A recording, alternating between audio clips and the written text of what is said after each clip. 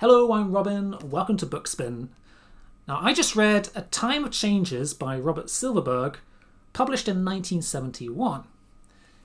Now, just look at that stunning cover image. This is a Bruce Pennington illustration. Quite striking, if I may say so.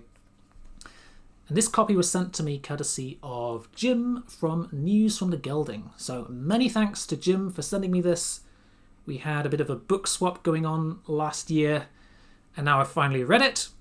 This book has been on my radar for quite some time, and it didn't disappoint. So, how can I describe this book? Well, in common with all of the Silverberg novels that I've read so far, A Time of Changes combines a fascinating speculative premise with engrossing and immersive prose. And there's some pretty interesting ideas going on here in this novel. We've got themes of individuality, selfhood, cultural upheaval, and language as a tool of power. Now, to understand these ideas, I think I have to say something a little bit about the socio-cultural environment that this story is set in before we can introduce the story and the main character. So this novel is set in the future on a far-off world that was colonized by humans at some point in the distant past, in which people live in a culture in which self-denial is the norm. There is this ancient doctrine that everyone believes in called the Covenant, which is basically a commandment to keep your private affairs private at all times, resulting in an extremely repressed society. And the most visible manifestation of this is in this taboo that people have against using first-person pronouns. I, me, myself. These words are considered to be extremely coarse and indecent, and thus a phrase like I love you is terribly obscene. So in place of I, in everyday speech, people refer to themselves as one. Or sometimes they might use the passive voice form, which sounds even more impersonal. And this is just one facet of the taboo against self-expression. Throughout their lives, people live by a strict code of propriety amongst everyone they know, even amongst loved ones like spouses and parents and children and friends. Now, there are some limited outlets for opening up within the society.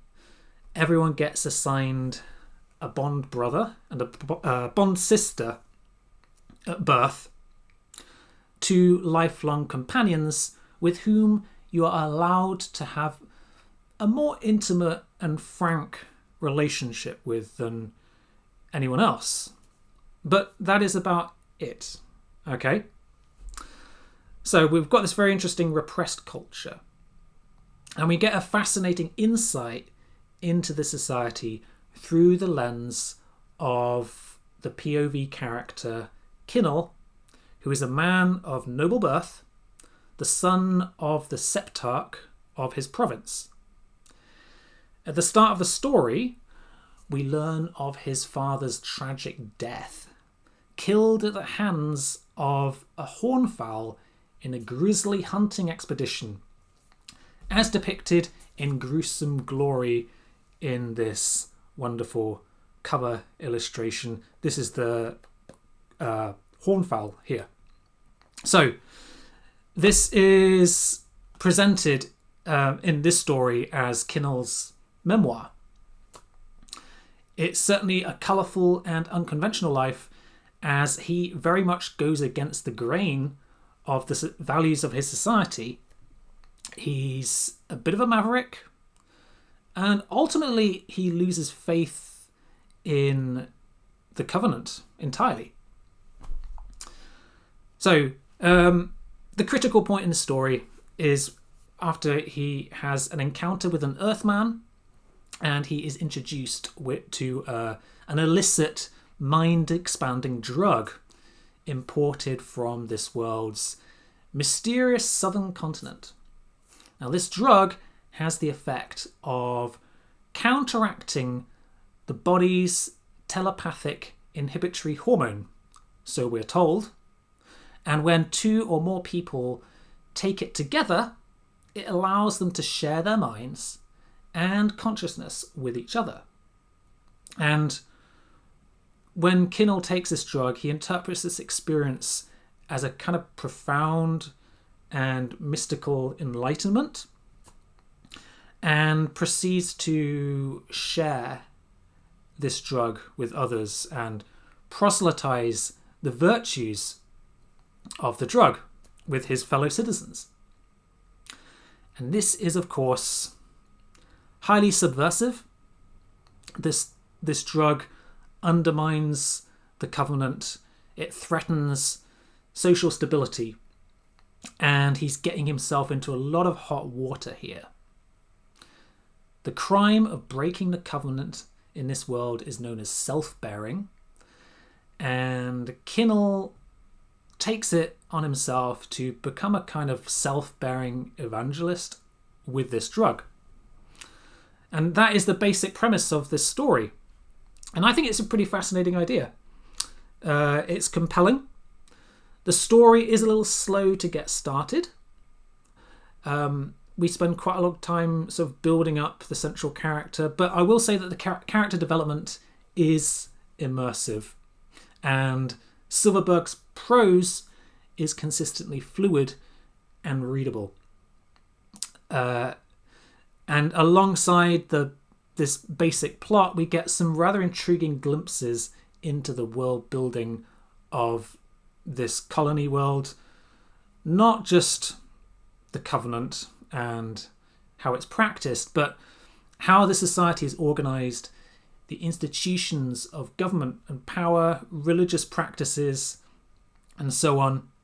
And we also get to learn a little bit about other parts of the world beyond Kinnell's home province during his travels, his periods of exile. And this gives the story, or quite a lot of the story, a bit of a travelogue flavour. And I think this enriches it overall. But it's in the story's central premise, its countercultural themes, in which I think the main appeal of this book lies. And in many ways, it is kind of a book of its time. You know, this kind of late 60s, early 70s countercultural movement. And I think in some ways, you're kind of left questioning just how much of this drug that Kinnell is experiencing is enabling genuine telepathy, or how much of it is just him getting high. There is a bit of ambiguity there, I think. But it's a fascinating idea. I will say, though, if there are any downsides to this book, I did find Kinnell a little bit of an annoying character at times. He is pretty chauvinistic towards women. He's not always the most sympathetic character. And moreover, there aren't really any strong female characters in the book. Now, it is possible that this was intended as a kind of dystopian vision of a patriarchal society as part of the world building. I'm not sure if that's what Silverberg intended or not. It's also possible that this is just another manifestation of this book being a product of its time. Also, there are quite a few sex scenes in this book, and they are seriously cringy, some of them. That aside, overall, I do think it is a well-written book. It's entertaining, it's thoughtful, and it's imaginative. And it's presented in a very immersive way. It's basically the story of one man's countercultural rebellion against a futuristic, repressive society. And I think Silverberg, on the whole, pulls it off very well. So I give A Time of Changes 4 stars. I wouldn't say it's my favourite Silverberg book, but it's still very good, and I do recommend it. Thank you for watching, and I'll see you again soon.